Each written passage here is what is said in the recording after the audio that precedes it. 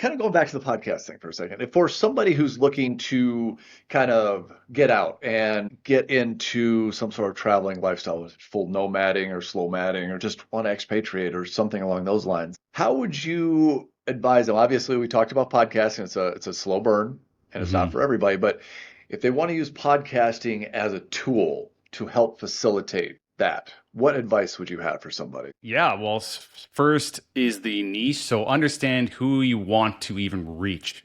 Like think about your business, who you're trying to talk to here, and then create content on the podcast for those people. We kind of alluded to as well, there are different methods of monetizing the podcast through the content. Like it may be the audience that hears you, but maybe also the guests that you have on. You might strategically get guests on your show because you want to meet them and maybe they could become clients of yours. So that's an important consideration. The thing that I talk about the most, and the thing I like, this is how it should be done in most cases, is building a business around it. Thinking that you're going to have a podcast with a big enough audience where you get sponsors and make money, like to generate a living through sponsorship, typically not the most ideal way to go because it does require fairly big audience. Now, it can be done. It can supplement business income, but the thing that I'm well versed in is having your own business. So creating the content for those people who are your ideal clients. And by the way, you need to know who those people are. If you don't know who your ideal clients are in your business, you can't even do marketing. And if you're doing it, it's a waste of time. So everything needs to go through that.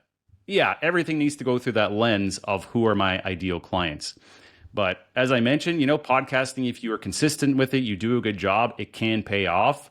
It's not necessarily for everyone, but you want to consider who you're talking to, do a good job of it, be consistent, and you do need to give it at least a couple of years of consistent podcasting, do it strategically. You don't even have to have guests on. You might do all solo content.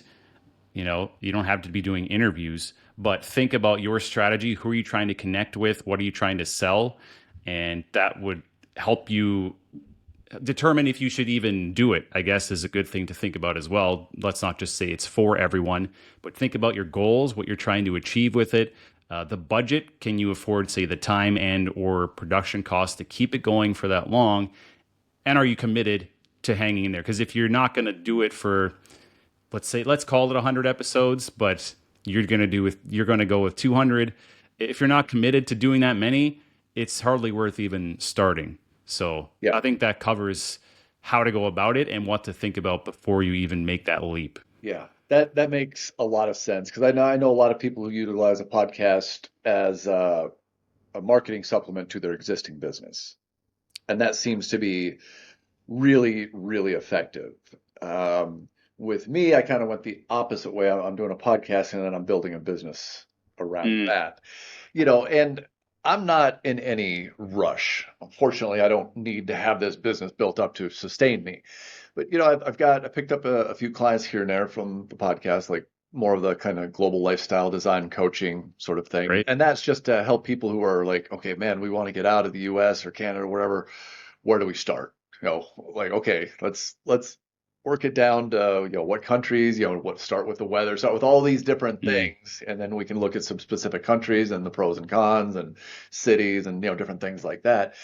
But I've got a whole suite of products to market along with that, specifically putting together one on different tax structures and different things mm, that you can do to mitigate your tax burden, especially if you're living a nomadic lifestyle, because there's so much you can do 100% legally. And basically can almost eliminate your tax bill. So, why wouldn't you? We spend what? I don't know what it is in Canada, but it's probably maybe even worse than the US. But on average, the average American spends 8 months of the year working to pay taxes in one form or another, whether it's income tax, sales tax, property tax, whatever. 8 months out of the year, your income is going to the government. yeah, it's terrible. So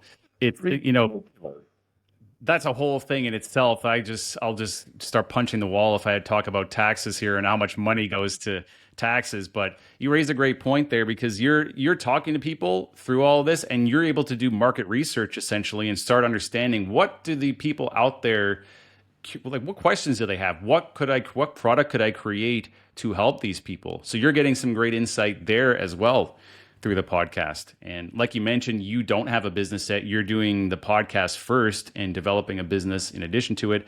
Other people would have a business and maybe add a podcast in. So yeah, it's hard to even say that there's one specific way to do it. Everyone's situation is going to be different.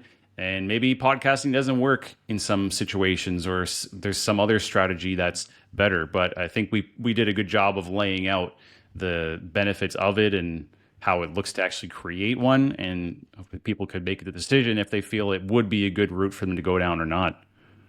Yeah. No, there's a lot of pros, but like we discussed, there's pros and cons, and it might be a fit, might not. But I think, it's just an absolutely wonderful medium because you get to have long form conversation, not just the snippets.